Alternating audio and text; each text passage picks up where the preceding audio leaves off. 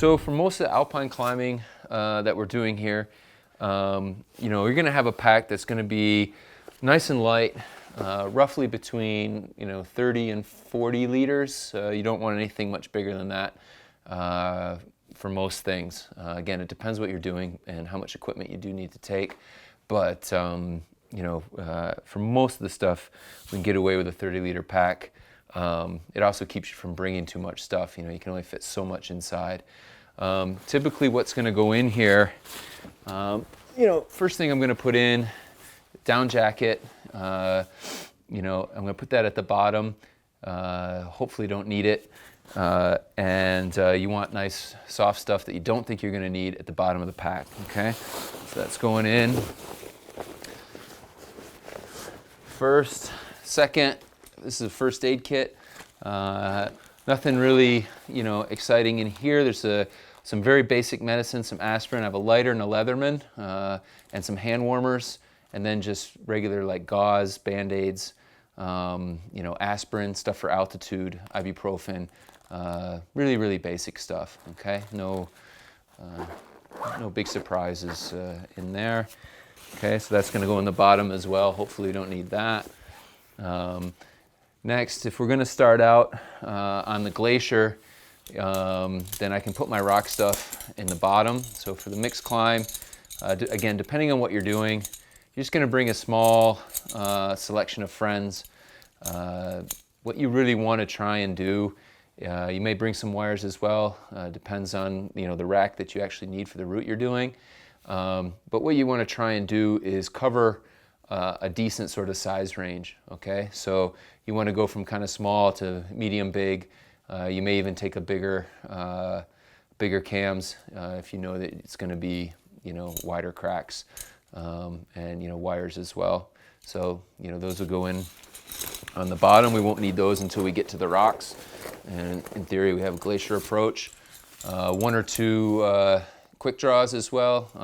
I usually use an extendable in the mountains. And again, depending on what I'm doing, I might have, up to 4 or 5.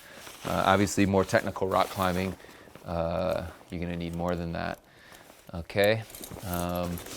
Water is going to go in there.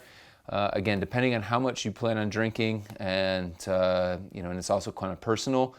You may want more or less water, how long you feel like the day is going to be. And obviously temperatures. Okay, so that's a pretty small little water bottle. That'd be about the minimum for anybody in the Alps. You probably want maybe even twice that on a real hot day. Okay. Other important things: map and GPS. Okay. Cloudy days. It's easy to get turned around on the glacier. There's not a lot of reference marks out there, so. The GPS I find quite helpful to at least know where you are, and the map. You can also have it on your phone. The advantage, obviously, is that the autonomy with a regular GPS is a lot better than it is with your iPhone. So I wouldn't depend 100% on your iPhone battery. Okay, but it does work super well. So that's going in. Near the bottom. We've got food, sunscreen. Okay, so I'll keep that in this little container here. Food, sunscreen, and a headlamp. Okay, so you've got all this in here. Also have the altimeter in here as well. So that's all just a little, and maybe some overnight stuff. Chapstick, earplugs if you're staying in the hut. Are quite important, and just enough food to get you through the day. I usually take power food and maybe some fruit, as opposed to like candy.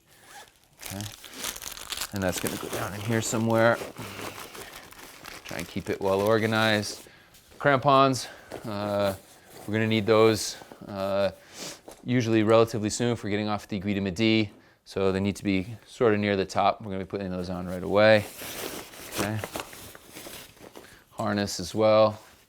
Again, sometimes riding the lift, you might even have your harness already on, so you're just ready to go when you get to the top of the lift. Okay, Glacier Kit. Okay, let's spread this out a little bit. 2 ice screws, Prusik, 5 meters of Prusik cord, okay. A couple carabiners, 120 meter or centimeter sling, okay. And you want a micro traction for your pulley systems for your crevasse rescue, okay. So all that stuff is going to go in as well. And then some of this is going to be on your harness. Stepping off the lift, basically, you'll be on the Glacier, okay. It's gonna be right on the top. This little back pocket here, okay. I'm gonna have a buff, so just a nice little layer that I can put over my face or use as a headband, okay, under my helmet.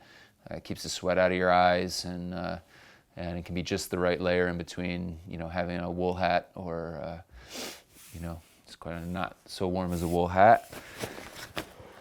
Then trip wallet, you always want that. I mean, here in Chamonix, you gotta have your pass, guide card, a little bit of cash just in case. Okay, so you want to make sure you have that. Okay, sunglasses. You want Category 4 sunglasses. So these are Glacier glasses. A little chamois to be able to clean the lenses off. You can also bring goggles as well.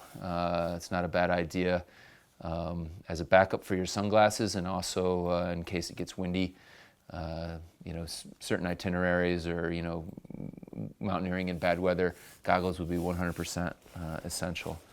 Okay, so we'll go in here. So we have the helmet. We need that as well. I use a bicycle style helmet, so it's going to have protection on all sides. So not only does it protect you from a top impact, but also side impacts. It's not as durable as a sort of classic alpine helmet, so you need to be careful how you pack it. You can't sit on it, etc. But it does offer you a little more protection. It's very lightweight. Okay, so put that in on top.